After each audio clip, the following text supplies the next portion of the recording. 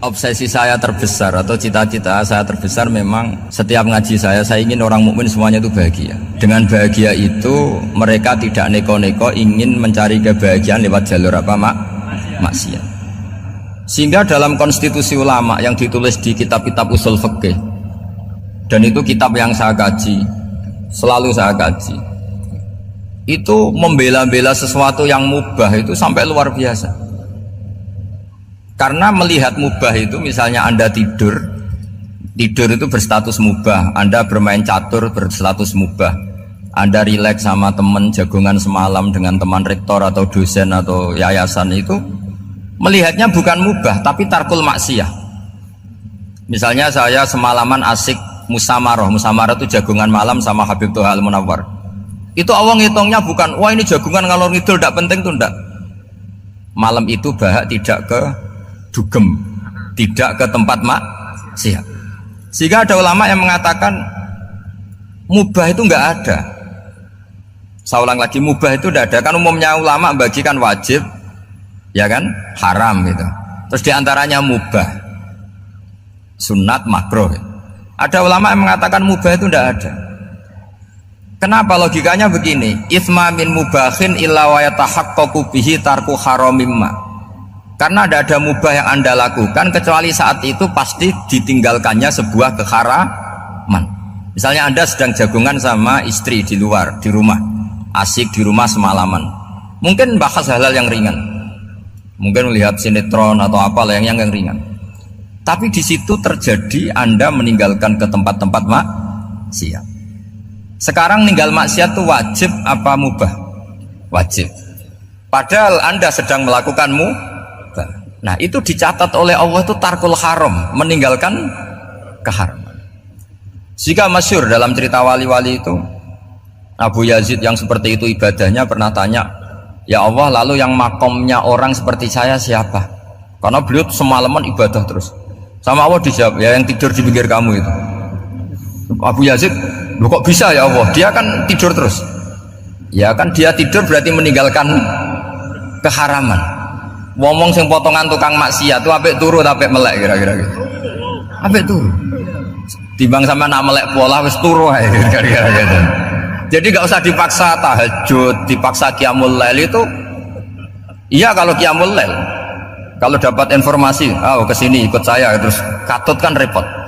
Jadi perlawanan terhadap maksiat itu sebetulnya gampang dalam Islam, karena tadi enggak ada sesuatu yang mubah kecuali saat dilakukan berakibat meninggalkan keharaman. Mudah sekali.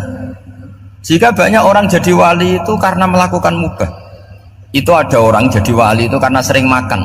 Ya makan-makan biasa itu. Karena ketika makan, ya Allah, betapa doifnya saya. Katanya saya presiden, katanya saya rektor, saya kiai. Ternyata kalau nggak makan tuh lemes. Apa hebatnya makhluk yang bergantung makhluk yang lain, yaitu makanan. Nah karena seperti itu terus dia al-laja'illallah, terus dia sungkeman ning Allah, betapa lemahnya saya. Sebab itu ketika Quran mengkritik dengan tanda kutip kemungkinan Tuhannya Isa bin Maryam, itu ngeritiknya sederhana. Quran itu mal masih ibnu Maryam illa rasul qad khalas min qablihir rusul wa ummuhu siddiqah kana yaqulanit ta'am. Isa itu tidak Tuhan, wong dia makan itu. Kamu kebayang nggak misalnya punya Tuhan, wah tadi Tuhan mampir ke rumah saya, dia lemes, setelah tak kasih makan sehat lagi gitu. Itu kan nggak kebayang ya. Tapi Tuhan marung di rumah saya, lemes tak gratisin, kayaknya tidak punya uang gitu. Setelah makan wah gairah lagi. Kebayang nggak punya Tuhan seperti itu. Sehingga Quran kalau gojlok sederhana, karena yakulanit toh. Sehingga wali-wali itu kalau makan tuh sadar lemahnya dirinya, betapa dirinya tergantung makanan. Sesuatu yang tergantung itu artinya tidak hebat, tidak Tuhan. Jadi untuk menjadi wali, untuk menjadi dapat ridhonya Allah itu sebenarnya sederhana. Termasuk ada cara jadi wali yang agak kacau, tapi ini ya benar, asal niatnya benar. Itu Nabi Ayub, itu kan seorang nabi, pernah diuji Allah. Ini ada di Sahih Bukhari. Nanti kamu tanya hadisnya sahih enggak? Ini ada di Sahih Bukhari. Kadang orang kota itu aneh, enggak ahli hadis tapi tanya sahih enggak? Padahal andekan dibodoni sahih ya ngandel saja. Jadi kadang ya aneh. Oh enggak tahu kok tanya itu. Itu Nabi Ayub itu sudah kaya, pas itu sudah kaya, bukan cerita yang masih miskin, mang sudah kaya. Beliau di kamar dihinggapin satu belalang dari emas. Setelah belalang itu dikejar, ternyata yang jenis itu banyak, semuanya dari emas. Ngambil sana sini, ini yang kesak ini dipenuhin, saku ini dipenuhin, sampai banyak. Terus sama Allah digojlok, kamu itu Nabi saya, kenapa kamu mengumpulkan harta sebanyak itu? Kamu itu Nabi saya kok rakus? Jawabannya Nabi Ayub unik. Ya Allah, siapa yang bisa kenyang dari rahmatmu? Ya, jadi kalau kamu punya uang 1 miliar, kok ingin 1 miliar 100, ingin 1 miliar 200, itu cara ngitung bukan uang. Ya Allah, siapa yang bisa kenyang dari rahmatmu? Karena rahmat Allah tidak terbatas. Sudah Gusti, tenang saja. Meskipun saya gini, rahmat Anda tidak akan habis. Sehingga waroi ada ilmunya, tomak juga ada ilmunya, termasuk ragus itu juga ada ilmunya. Misalnya begini, ini contoh ragus yang ada ilmunya begini. Ini saya beri contoh. Mungkin yang boleh niru orang-orang soleh, kalau nggak soleh jangan. Imam Syafi'i ini cerita nyata. Imam Syafi'i itu dulu ketika ngaji masih muda itu nggak suka sama guru yang kaya. Kebetulan dia punya guru miskin terus. Namanya Sufyan As-Tsauri, itu miskinnya Masya Allah. Sufyan bin Uyainah juga miskin. Jadi dia miskin, punya guru miskin terus. Sehingga idolanya ya sama guru-guru yang miskin. Suatu saat guru-guru ini menyarankan dia ngaji Imam Malik. Imam Malik itu kaya raya. Itu babutnya Imam Malik, kalau diinjek itu mata kakinya tidak kelihatan saking halusnya. Itu Imam Malik tuh gaya. Kalau ngaji di kursi tinggi terus pakai bukhur, itu pakai jubah Arab yang mahal. Pokoknya mewah kali Imam Malik. Terus dia mulai, ini kiai kok kaya. Kemudian setelah beliau alim tanya, saya harus ngaji siapa setelah ilmu jenengan habis, kira-kira gitu. Kata Imam Malik, sudah, kamu tidak usah perlu ngaji saya, kamu sudah alim alama. Terus Imam Malik datang ke Baki. Zaman itu Baki itu semacam kayak rentalan ya, semacam Grab lah kalau dulu. Mana kafilah yang mau ke Irak? Ya sudah, terus oh kita mau ke Irak, ini antar ke Muhammad bin Hasan Asy-Syaibani. Itu dibiayai sama Imam Malik. Grabnya ya dibayarin, itu kafilahnya itu ya dibayarin. Imam Syafi'i disangoni surrotan min dhahabin. Jadi satu kepes uang dikasihkan. Itu pernah tak hitung semurah-murahnya itu sekitar 60 juta. Imam Syafi'i mulai mikir, kiai yang saya kritik lomo, sing kiai miskin tak puji, gak pernah ngamal kan, tentu orang miskin kan. Setelah datang ke Muhammad bin Hasan Asy-Syaibani, beliau itu pakar usul fikih, muridnya Abu Hanifah. Beliau al-usuli, pakar usul fikih. Itu Muhammad bin Hasan Asy-Syaibani itu kalau ngitung emas itu di ruang tamu, uangnya miliaran, emasnya banyak, dari kota ini dipindah ke kota ini, emas kalau ngitung di ruang tamu, bukan di kamar, di ruang tamu. Imam Syafi'i tambah kaget. Imam Malik kayak gitu sudah sah soal, malah ini kaya raya. Setelah Imam Syafi'i kelihatan kaget, digojlok sama Muhammad bin Hasan Asy-Syaibani karena beliau senior.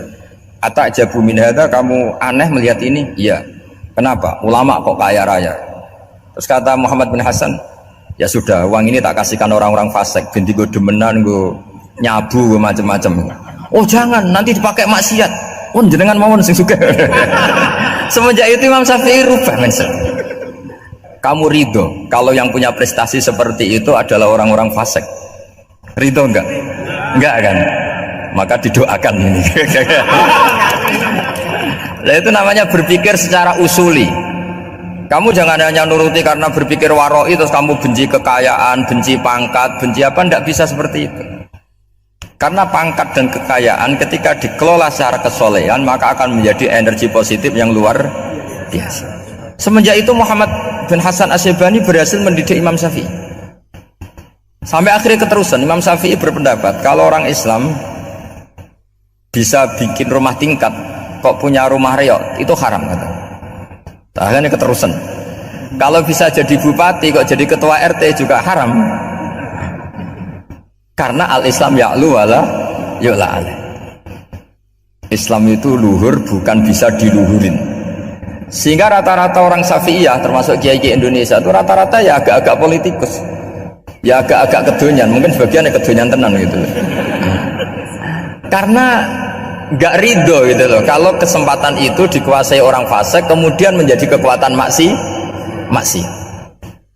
Coba kalau bupati itu orang yang fasik, kemudian programnya supaya rakyat seneng semalaman dangdutan yang purno misalnya, supaya rakyat seneng dibolehkan dugem, dibolehkan judi. Tapi kalau yang jabat orang soleh, kan ada beberapa perda yang menolak penyakit apa? Masyarakat. Jadi kamu jangan melihat bahwa kepangkatan ini hanya sebagai alat korupsi, alat otoriter, enggak. Asal kena orang soleh, maka ini menjadi energi kesolehan atau energi positif. Sebab itu ketika Allah muji para nabi yang soleh, diantaranya disifati apa? Faqad ataina ala Ibrahim al-kitab wal hikmata, terusannya ayat wa atainahum mulkan azim. Dan Nabi Ibrahim dan keluarganya tak kasih kerajaan yang besar. Nah sekarang masih banyak orang yang cara pandang menyoal seperti itu salah secara usul fikih.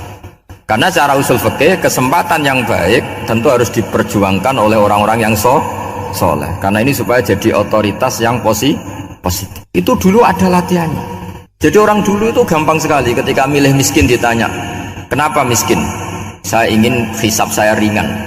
Tapi ketika mereka kaya, yang soleh, supaya harta ini tidak dipakai orang yang nanti dipakai maksiat. Kita misalnya orang soleh kok mau pangkat, karena kita ada ridho, kepangkatan itu dipegang orang maksiat, kemudian menjadi energi maksiat. Begitu juga seterusnya.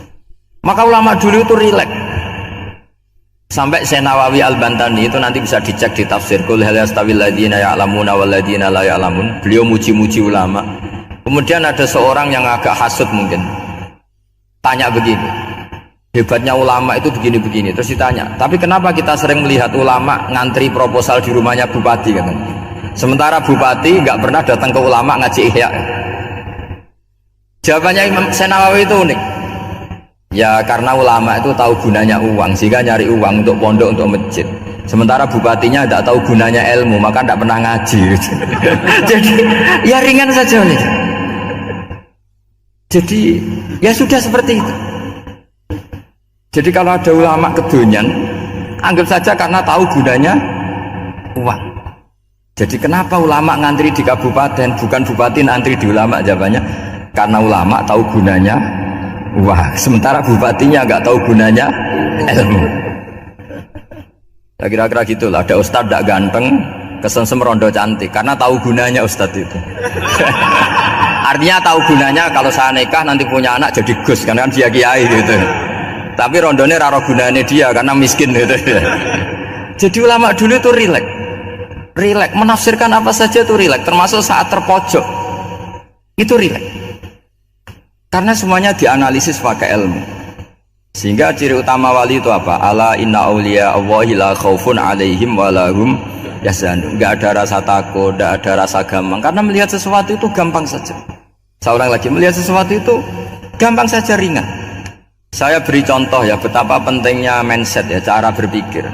Orang itu menjadi kikir itu karena nganggap hidup itu lama dan uang itu penting. Kalau zaman Nabi itu sederhana kalau melihat hidup. Pernah suatu saat Nabi itu punya jatah makan, karena Nabi itu hidupnya juga pas-pasan.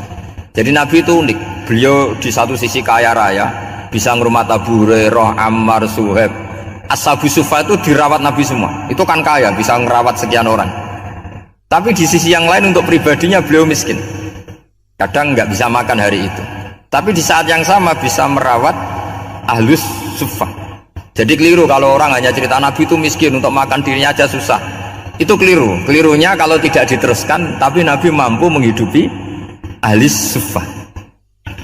Singkat cerita, jatah makannya Nabi itu dikasihkan orang ketika Nabi tanya, ya Aisyah, makanan jatah saya di mana? Oh ya Rasulullah, tadi ada orang minta tak kasihkan, maka makanan itu habis. Apa kata Nabi? Kamu salah Aisyah. Yang kamu kasihkan itu justru yang masih. Ya yang kamu kasihkan itu justru yang masih. Sehingga Nabi menganggap, makanya Nabi terus ngendikan, ya kalau mukhatabnya lelaki ya kira-kira begini, wahallaka min malika illa ma akalta fa'afnaita walabista fa'ablaita. Terus hanya watasaddaqta fa'abqaita, kata Nabi. Harta kamu ya kamu makan kemudian ke WC jadi kotoran, atau punya pakaian mewah nanti rusak. Watasaddaqta fa'abqaita, ada yang kamu sedekahkan yaitu yang abadi sampai akhir. Sehingga banyak pengusaha yang mencintai saya setelah tak ajari hadis itu. Misalnya punya uang 1 miliar karena dia spekulan atau pedagang rawan bangkrut, disedekahkan ke masjid 50 juta, yaitu yang abadi. Jadi kalau suatu saat bangkrut, dia masih punya uang 50 juta di akhirat. Jadi Nabi itu mengajari sedekah itu apa? Ya sedekah itu pengabadian uang. Kalau kita kan enggak, bilang sedekah itu nguras uang.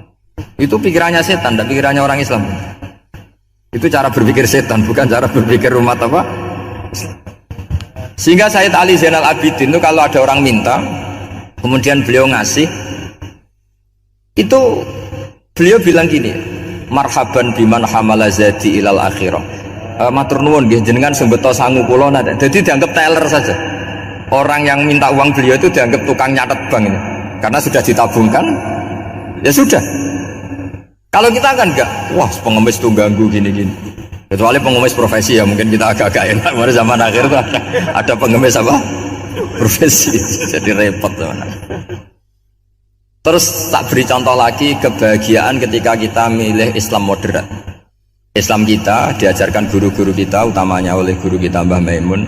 Saya juga sering ketemu beberapa ulama dunia, termasuk Habib Umar. Saya juga ikut sowan ke sini pas beliau sama Habib ini Hasan Toha Putra di sini sama orang-orang moderat. Itu cara berpikir juga luar biasa indah. Beliau pernah cerita ya, beberapa ulama lah, banyak yang cerita itu. Saya pernah diceritani seorang alim. Ketika ada orang ekstremis itu mau ngebom di tempat maksiat, kebetulan yang maksiat itu kebanyakan ya orang Islam, karena di negara yang mayoritas Islam. Ditanya sama Syekh Sa'rawi itu mufassir top di mana? Mesir. Ini mau tak habisin karena mereka orang Islam kok maksiat terus. Terus ditanya sama Imam Sa'rawi, laumatu ala khini ma'asihim aina masiruhum. Kalau mereka mati dalam keadaan maksiat, mereka kemana? Ya ilanar, mereka pasti masuk neraka. Terus ditanya sama Imam Sa'rawi, wahal masiruhum ilanar muradun nabi amlah. Punya umat maksiat kemudian mati masuk neraka, itu yang diinginkan Nabi apa enggak? Ya tidak aja. Ya sudah, enggak usah dibom, ditunggu tobatnya kata. Karena kalau mati dalam keadaan itu ke neraka, dan itu tidak yang diinginkan Rasulullah Shallallahu Alaihi Wasallam. Terus ekstremis ini menjadi tobat, tidak berpikir ekstremis mas. Jadi orang itu harus berpikir mindset yang baik. Meskipun kadang berpikir baik itu ya agak-agak kacau. Ada seorang wali Majdud itu kalau berdoa agak kacau, tapi nggak bisa dibantah. Masyhur itu doa itu. Ini sekaligus ijazah, tapi kalau sebelum wali nggak boleh. Itu datang ke makamnya Rasulullah SAW. Terus doanya itu begini, ya Allah sekarang terserah engkau. Ya Allah sekarang terserah engkau. Jika saya kamu jadikan orang soleh, jika saya engkau jadikan orang soleh, maka surra habibuk, maka kekasihmu ini senang. Yang susah musuhmu yaitu setan. Tapi kalau engkau menjadikan saya orang fasik, maka yang susah kekasihmu, yang senang musuhmu. Jenengan punya dua pilihan itu. Oh itu kan doa tapi kayak teror itu. Ya jadi berdoa di Raudhah. Oh itu pasti mandi itu karena agak-agak maksa Tuhan itu. Ya Allah engkau punya dua pilihan. Jika saya jadi orang soleh, maka kekasihmu ini senang, musuhmu yang susah yaitu setan. Tapi jika saya jadi orang fasik, maka musuhmu yang senang, kekasihmu yang susah. Mohon terserah jenengan, mau menyenangkan kekasihmu apa menyenangkan musuhmu gitu. Kira-kira gimana? Kalau tertarik boleh doa itu dipraktekkan. Tapi kayaknya kalau copy paste itu gak keren apa? Jadi dulu orang itu muamalah sama Allah dan Rasul itu rileks. Rileks itu nyaman karena ya tadi kul bi fadlillah wa bi rahmati fa bidzalika falyafrahu. Sehingga Imam Izzuddin bin Abdissalam itu ngendikan innalladzina yarmunal muhsanatil ghafilat. Di antara kebaikannya ibu-ibu atau mbak-mbak ini harus berstatus ghafilat. Perempuan-perempuan pelupa. Ghafilat itu pelupa dari kenikmatan maksiat sehingga mereka dengan taat. Misalnya ada ibu-ibu atau mbak-mbak atau juga bapak-bapak tahajud, kemudian nyaman dengan tahajud itu. Kira-kira terbersit enggak ingin maksiat? Enggak kan, karena sudah nyaman dengan tahajud, dengan taat. Maka dibutuhkan kenyamanan dalam beribadah. Sebab itu ala bidzikrillahi tatmainnul qulub. Makanya saya termasuk kiai yang setiap ngaji itu happy, seneng. Karena ini untuk kampanye, seneng dengan ngaji, dengan taat itu sudah luar biasa. Kayak apa kalau mereka senengnya kalau nunggu melakukan maksiat. Jadi termasuk bentuk perlawanan kita terhadap maksiat adalah usahakan kamu tuh bahagia, senang dengan taat, istiqnas billah, mu'anasah billah, farah billah, itmi'nan tumaknina billah, sehingga ini mencukupkan kita tidak berkebutuhan maksiat. Meskipun kita ya manusia, pasti suatu saat atau sudah pernah maksiat. Serah usah diceritakan lah, gue semesti gitu. Lah orang-orang dulu itu orang yang sukses mengelola bahagia ma'allah wa billah walillah. Sehingga wali-wali dulu itu jadi wali itu tidak mesti karena ibadahnya banyak, itu enggak. Mereka orang yang ibadahnya itu biasa sekali. Ulama-ulama dulu ibadahnya biasa sekali. Tapi qulubuhum ma'allah, hatinya itu ma'allah. Itu ada seorang wali itu jadi wali, Umar bin Abdul Aziz, yang dikenal khamisul khulafa. Khulafa. Di luar khulafa Rasyidin 4, di antara yang soleh adalah siapa? Umar bin Abdul Aziz. Itu ketika mau meninggal, itu senangnya bukan main. Itu semuanya nangis, beliau senang. Terus tanya, kenapa kamu senang? Memangnya saya kalau mati itu kemana aja? Ila khairi madhubin ilaih, ke zat terbaik. Timbang urip mbek kowe bolet atau mbek arhamur rahimin kan. Yaitu Allah Subhanahu wa taala.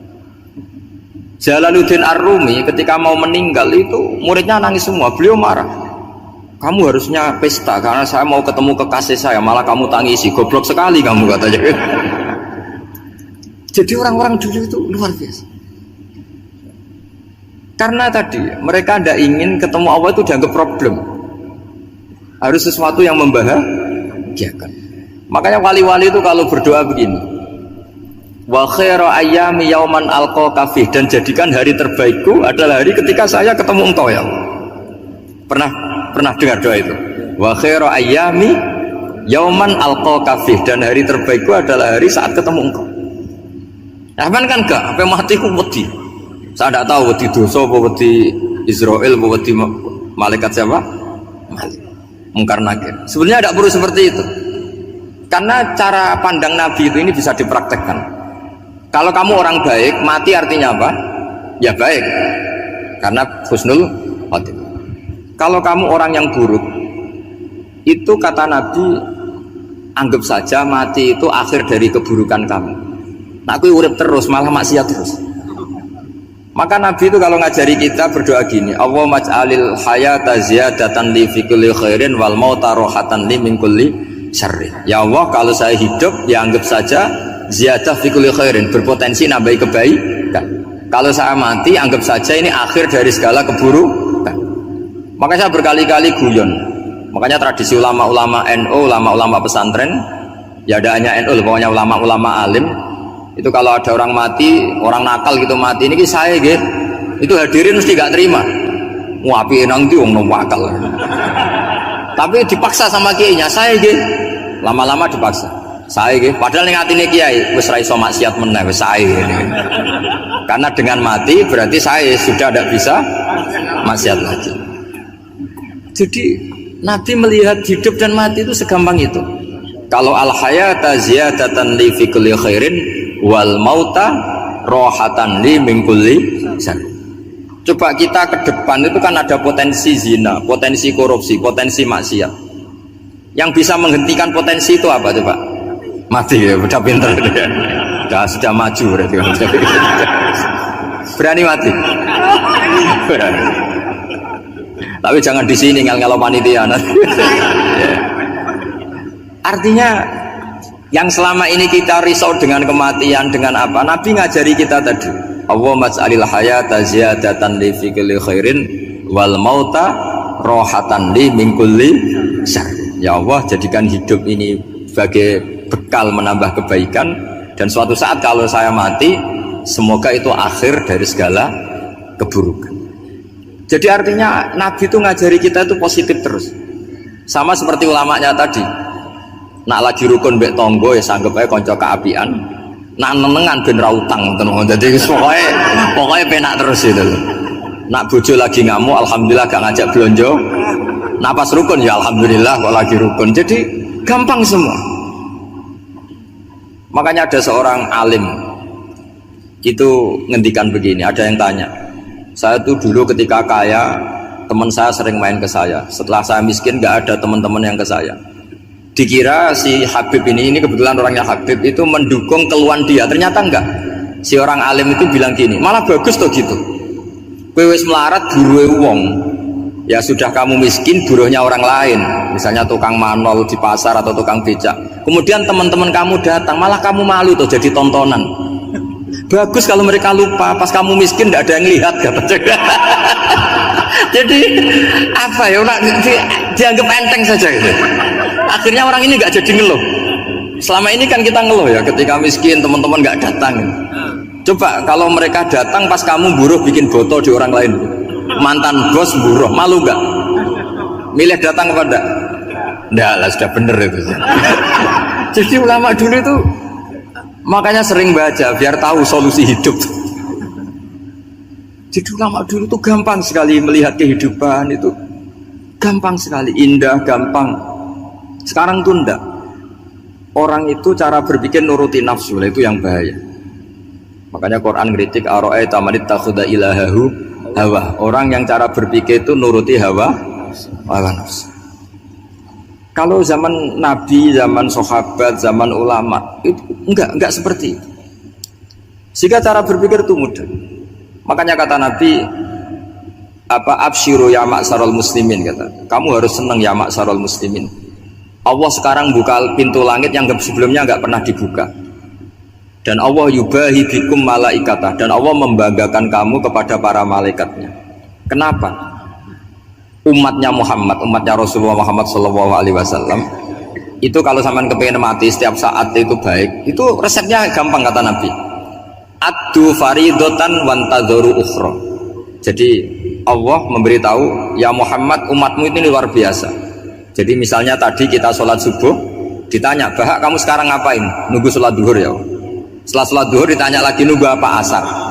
Sehingga faman kana hijratuhu ila Allah wa rasulih fa hijratuhu ila Allah.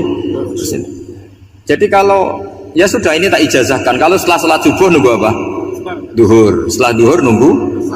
Sehingga ketika kita mati itu statusnya penunggu sholat. Tapi kamu kan enggak miskin, kenapa? Penunggu kaya. Ya, itu enggak masuk surga itu. Penunggu kemapanan. Berarti kan menunggu sesuatu yang seleranya nafsu. Beda kalau penunggu sholat, berarti kamu di dunia menunggu ritual ibadah. Maka diantara ijazahnya Nabi apa? Addu faridotan wantadzoru ukhra, melakukan satu fardu, kemudian kita menunggu tugas berikutnya. Jadi niati saja setelah subuh nunggu apa?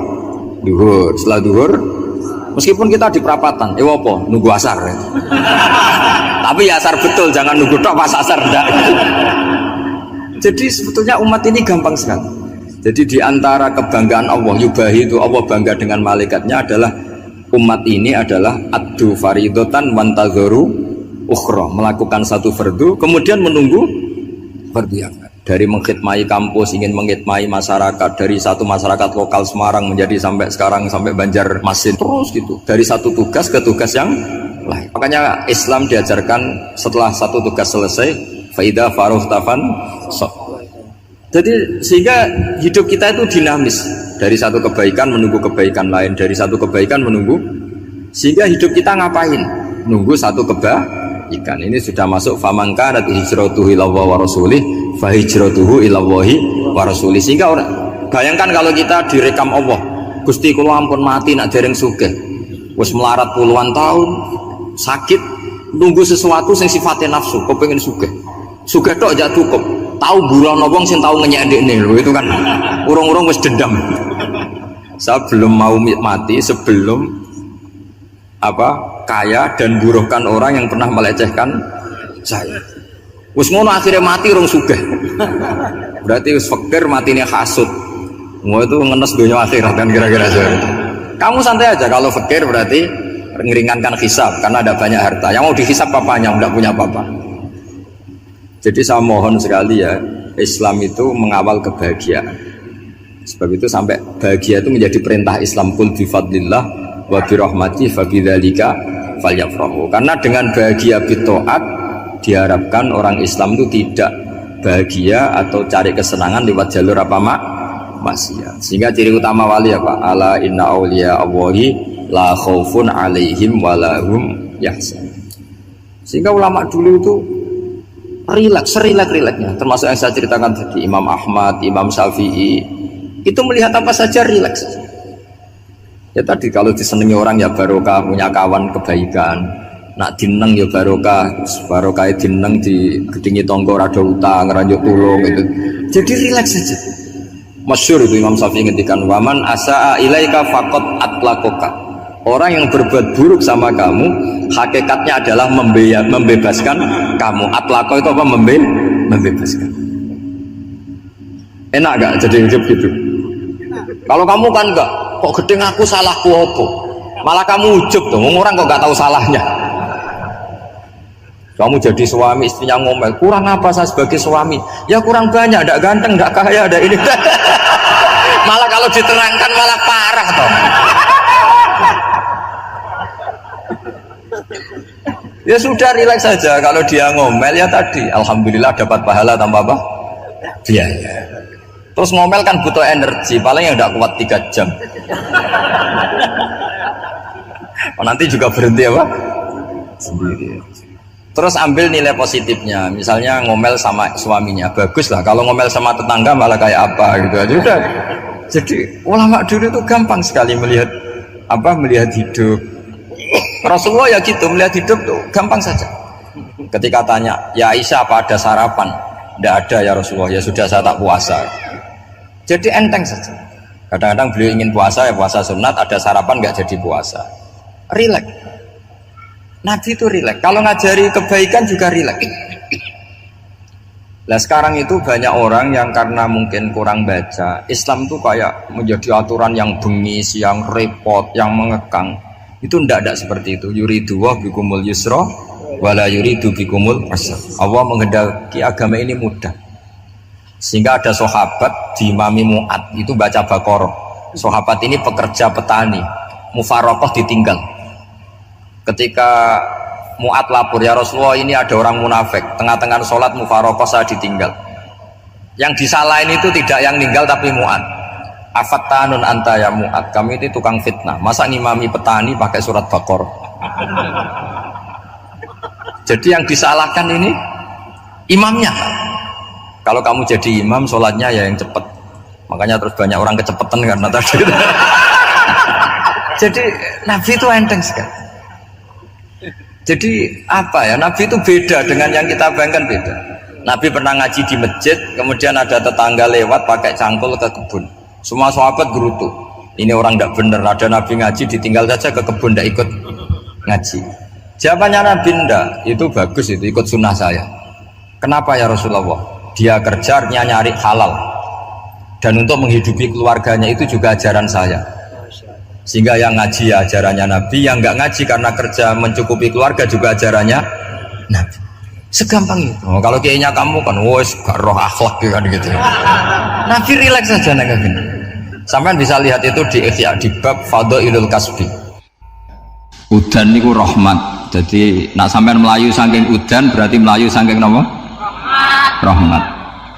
Cara berpikir niku udan niku rahmat, terus termasuk tobat sing sah niku dawuh Imam Ghazali konadus nganggo banyu udan sing ceblok langsung. Mergo nak liwat kenteng kadang kentenge iku hasil sumbangan proposal. Terus mun sing langsung mawon, sing liwat plastik mun mboten mandi niku. Mboten mandi niku sing niku mau sama niku. Terus dulu di antara syarat tobat niku dawuh Imam Ghazali niku adus udan sing perawan, maksudnya sing asli ceblok saking pundi langit niku langsung sampean nombe. Nak tepak nggih tobat, nak mboten tepak nggih lara niku. Mergi asli. Terus kula matur nuwun sanget jenengan hormat teng Raden Asnawi. Beliau sekarang generasi keempat ya, wonten sing generasi ketiga. Nasab kula kepanggih Raden Asnawi teng Asnawi sepuh. Terus Mbah Raden Asnawi gadah bah namine Abdullah Husnen, terus Ibu Ayu Sofia niku binti Asnawi sepuh. Kula buyut kula kandung damaran niku Hafsah binti Maksum bin Soleh bin Asnawi sepuh. Kenapa saya cerita zuriyah gitu? Terus satu peradaban, gini bahasa Indonesia mohon ya, kersane gaul. Satu peradaban itu yang bisa bangun itu zuriyah. Zuriyah itu komunitas gen. Meskipun nanti komunitas gen itu bisa disadap atau dibajak oleh orang-orang yang tidak gen, jadi agak ilegal tapi itu sah. Karena sampean bisa misalnya kalah nasab sama saya, misalnya bilang nanti ketemu di Nabi Adam saja Gus gitu. Nanti pasti kita ketemu di siapa? Nabi Adam. Terus kedua, kekalahan nasab itu tidak abadi, karena nanti setelah jenengan ditanya di kuburan bapak kamu siapa, itu disuruh jawab Nabi siapa? Ibrahim. Terus kekalahan nasab sampean nanti berakhir di kuburan, karena nanti dijawab siapa bapak kamu, disuruh jawab siapa? Nabi Ibrahim. Jadi yang punya bapak Karmen apa itu sudah selesai, sudah nggak dipakai lagi. Nanti pakai siapa? Nabi siapa? Ibrahim. Nah, kenapa saya cerita bahwa nasab gen itu akan disatukan oleh satu visi ilmiah yang objektif. Gini ku jawe Nabi Yusuf, wattaba'tu millata abai Ibrahim wa Ishaq wa Yaqub. Terus dawe Nabi Yusuf, maka nalana an nusyrika billahi min syai'. Jadi saya ngikuti leluhur saya. Ini dengerin ya, saya ngikuti leluhur saya, yaitu Nabi Yakub bin Ishaq bin Ibrahim. Leluhur saya itu siapa? Maka nalana an nusyrika billahi min syai', yaitu keluarga besar yang tidak pernah melakukan kemusyrikan. Ya, keluarga besar kami punya tradisi tidak pernah melakukan kemusyrikan. Dan bahkan itu dibahasakan tidak mungkin kita ini melakukan kemusyrikan. Maka nalana itu kira-kira kalau bahasa Indonesia itu kita ini tidak mungkin melakukan kemusyrikan. Nah, kenapa demikian? Itu berangkat dari logika yang permanen, disebut yusabbitu wallahu alladzina amanu bil qouli tsabiti fil hayatid dunya wa fil akhir. Logika permanen itu begini, misalnya kita ini kan hidup dari bapak dari ibu terus sampai Nabi Adam. Kemudian setelah Nabi Adam ini berakhir, kemudian kita mau tidak mau berpikir Nabi Adam itu siapa? Terus diterangkan ternyata Nabi Adam itu satu makhluk hidup yang mulanya dari tanah, lewat wahyu Allah, lewat titah Allah kun, kemudian jadi manusia yang bernama Adam. Sebelum Adam ada bumi, ada langit, ada cakrawala, macam-macam. Kemudian itu kita rumuskan lagi, asal usulnya adalah tidak ada, adamiyun makhdun. Akhirnya kita tahu bahwa alam raya ini diwujudkan setelah dari tidak ada. Nah, tentu terus kita berpikir dari tidak ada menjadi ada itu pasti penyebabnya adalah sesuatu yang ada. Nah, yang ada itu disebut wajibil wujud. Karena wajibil wujud ini wujud sendiri, nggak ada saingannya. Karena Allahu ala syai'amahu, Allah ada dan tidak ada pesaingnya. Maka kita ini berpikir nggak mungkin ada kekuatan manapun yang menyamai Allah, sehingga nggak ada Yesus mungkin menyamai Allah, nggak ada Fir'aun, nggak ada Lata, nggak ada Uzza. Makanya disebut maka nalana an nusyrika billahi min syai'. Kita ini tidak mungkin melakukan kemusyrikan. Sama ndak usah tanya saya, Gus, tapi orang menjadi musyrik itu kan mungkin. Jawabannya itu tetap nggak mungkin. Kemusyrikan itu satu teori yang nggak mungkin. Tapi kalau orang musyrik itu mungkin. Mungkin saya termasuk pernah dulu yang membawa kitab beliau banyak ke Korea. Saya itu beli pesolatan tuh bukan 1-2 sampai 2 kerdus, 3 kerdus. Itu mulai dulu, mulai saya ngiai sampai sekarang. tak bawa ke Sragen, ke Solo Tigo, termasuk tak bawa ke Korea. Jadi mungkin ya ini GR saya ngaji di sini itu barokahnya jualan pesolatan. Tapi bukan jualan yang cari laba enggak, karena tak gratiskan, tapi itu dagang akhirat lah kira-kira gitu. Jadi kalau saya masuk neraka kita era pantas, bakul pesolatan kok masuk neraka gitu, kayak itu gak pantas itu. Ya saya kira demikian. Assalamualaikum warahmatullahi wabarakatuh.